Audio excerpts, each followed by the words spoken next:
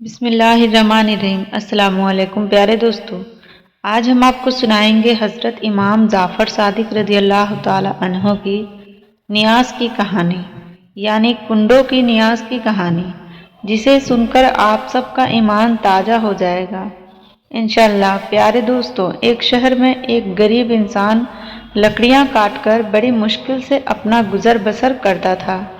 یہاں تک کہ اس کی حالت یہ تھی کہ دن بدن اس پر قرض چڑھتا جا رہا تھا۔ ایک دن اس نے اپنی بیوی سے کہا کہ کیوں نہ میں دوسرے شہر جا کر محنت کروں، کام ڈھونڈوں تاکہ ہمارا قرض اتر جائے اور ہمارے حالات بہتر ہو جائیں۔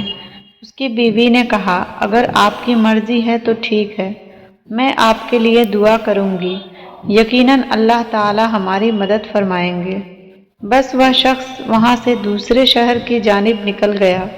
دوسرے شہر میں اس نے بہت کام ڈھونڈا لیکن اس کو کام نہیں ملا، تو اس نے وہیں لکڑیاں کاٹ کر گزر بسر کرنا شروع کر دیا۔ اس نے یہ چاہا کہ کچھ پیسے جمع کر لوں، اس کے بعد اپنے وطن واپس چلا جاؤں گا، لیکن اس کی بیوی روتی رہتی تھی، دن رات دعا کرتی رہتی تھی۔ جب اس کے گھر میں کچھ بھی نہ بچا تو وہ گزر بسر کرنے کے لیے شہر کے وزیر کے پاس گئی اور کہا کہ میں غریب اور لاچار ہوں، مجھے اپنے گھر میں تھوڑی سی جگہ دے دیں، میں آپ کے گھر کا کام بھی کرتی رہوں گی، مجھے بس 2 وقت کا کھانا دے دیں۔ وزیر نے اپنی بیوی کو کہا کہ اس کو گھر میں رکھ لو اور اس کو نوکروں کا کام سمجھا دو۔ وہ مجبور عورت اس وزیر کے گھر کام کرتی رہی اور اپنے شوہر کے لیے دعا مانگتی رہی۔ دن مہینوں میں گزر گئے اور مہینے سال کی طرح بڑھتے گئے، لیکن اس کا شوہر ابھی تک نہ آیا۔ ایک دن عورت جب روتے روتے رات کو سو گئی تو رات کو امام جعفر صادق رضی اللہ تعالی عنہ آئے اور وہ عورت دیکھ رہی ہے کہ امام جعفر صادق رضی اللہ تعالی عنہ فرما رہے ہیں، اے لوگوں بتاؤ کہ آج کون سا تاریخ ہے؟ امام کے ساتھ جو امام کے چاہنے والے تھے ان میں سے ایک نے کہا کہ آج 22 رجب ہے۔ امام نے فرمایا یاد رکھنا، جو بھی ہمارا چاہنے والا اس دن خلوص دل سے نیاز دلائے اور اللہ سے کوئی دعا مانگے تو اللہ وہ دعا رد نہیں کرے گا۔ بس یہ سننا تھا کہ عورت کی آنکھ کھل گئی، وہ نیند سے جاگ گئی۔ اس نے جب دیکھا تو وہ رات 22 رجب کی تھی اور اس عورت نے صبح اٹھ کر امام جعفر صادق رضی اللہ تعالی عنہ کی نیاز دی اور دعا مانگی۔ یہ عمل ابھی چل ہی رہا تھا، وہ نیاز بانٹ ہی رہی تھی کہ وہاں دور جو اس کا بے وطن شوہر تھا لکڑیاں کاٹ رہا تھا۔ لکڑیاں کاٹتے کاٹتے ایک مرتبہ کلہاڑی جب اس نے درخت پر ماری تو جیسے ہی درخت گرا تو اس کی جڑوں میں خزانہ چھپا ہوا تھا۔ وہ خزانہ دیکھ کر خوش ہونے لگا اور اللہ کا شکر ادا کرنے لگا، اور اللہ کا شکر ادا کر کے وہ خزانہ لے کر گھر واپس لوٹ آیا۔ اپنی بیوی کو لے کر ایک شاندار محل بنایا اور دونوں خوش رہنے لگے۔ پھر بیوی نے اپنے شوہر کو بتایا کہ جو اللہ کا کرم ہوا ہے یہ امام جعفر صادق رضی اللہ تعالی عنہ کا صدقہ ہے۔ امام جعفر صادق رضی اللہ تعالی عنہ خواب میں آئے تھے، انہوں نے کہا تھا کہ اس دن نیاز کر کے اللہ سے ہمارے صدقے دعا مانگو، تمہارے حالات بدل جائیں گے۔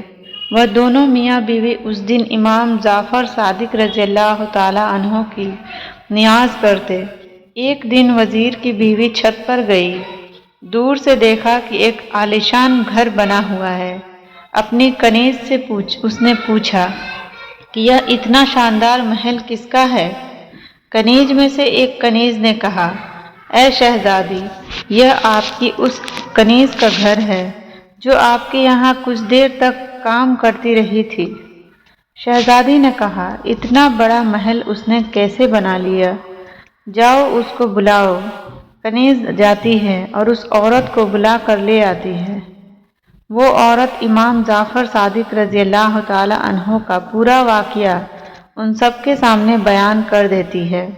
नियाज़ के ख्वाब को खुलूसे दिल से वज़ीर की बीवी को बताती है कि इमाम ने कहा था कि उस तारीख को नियाज़ करो। मैंने दिल से नज़रो नियाज़ की, अल्लाह ने मुझे नमाज दिया। वो वज़ीर की बीवी दिल ही दिल में कहने लगी कि इससे बड़ा झूठ मैंने कभी नहीं सुना। यकीनन उसके शौहर ने कहीं से चोरी की होगी और उसके बाद यह मेरे सामने कहानियां बना रही है। और वह औरत तो वहां से चली गई, लेकिन वज़ीर की बीवी के दिन बदलने लगे।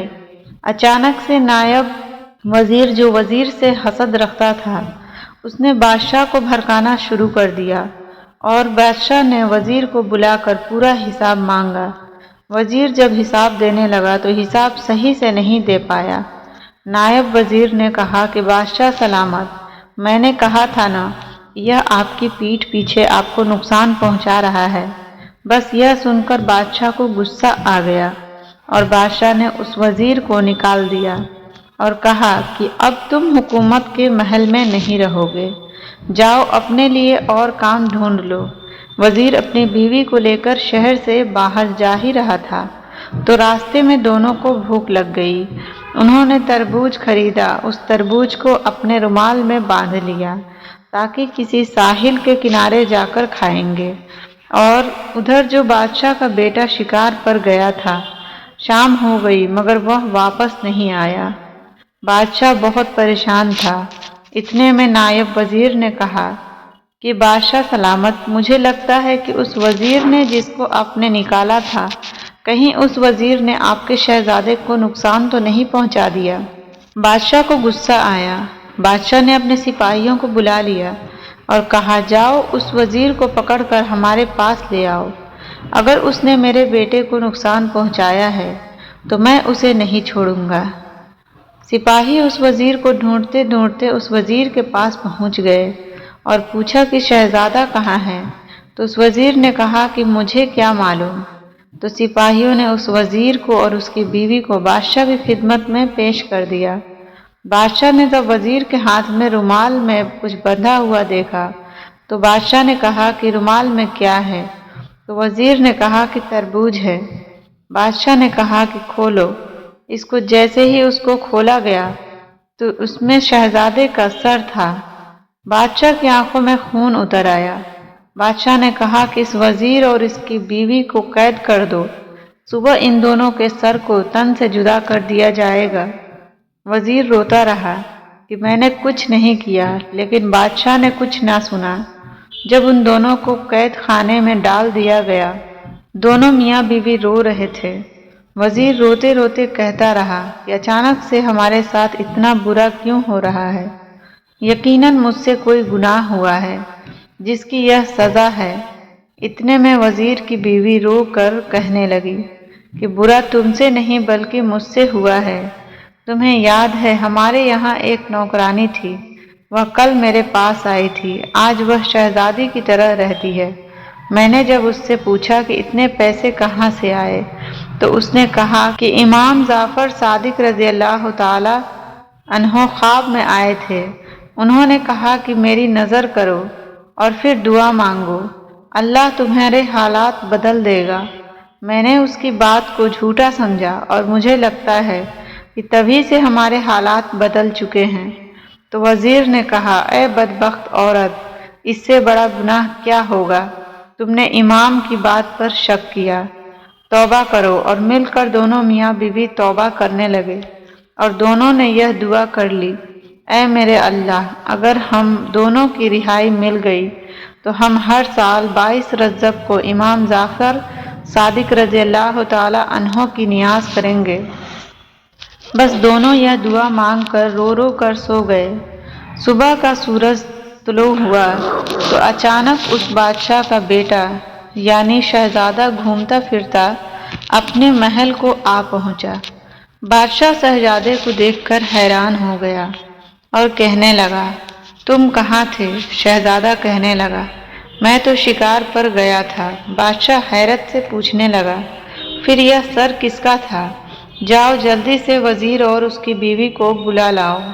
वजीर और उसकी बीवी बादशाह की खिदमत में लाए गए और उन्होंने पूरा वाकया बादशाह को सुनाया।